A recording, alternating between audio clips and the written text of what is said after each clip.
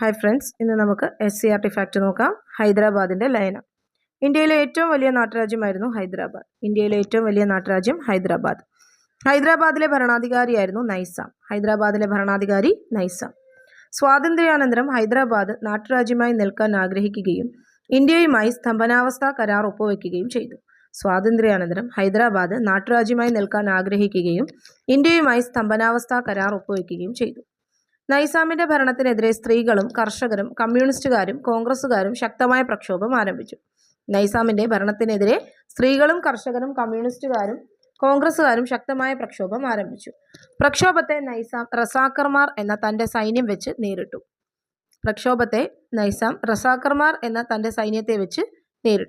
ഈ സാഹചര്യത്തിൽ ഇന്ത്യൻ സൈന്യം ഹൈദരാബാദിലേക്ക് പ്രവേശിച്ചു. ഇന്ത്യൻ സൈന്യവും നൈസാമിന്റെ സൈന്യവും ഏറ്റുമുട്ടി. ഒടുവിൽ നൈസാം കീഴടങ്ങി. നൈസാം ഇന്ത്യയുമായി ലയനക്കരാർ ഒപ്പുവെച്ചു. ഹൈദരാബാദ് ഇന്ത്യയുടെ ഭാഗമായി മാറി. അങ്ങനെയാണ് ഹൈദരാബാദ് ഇന്ത്യയുടെ ഭാഗമായിട്ട് മാറുന്നത്.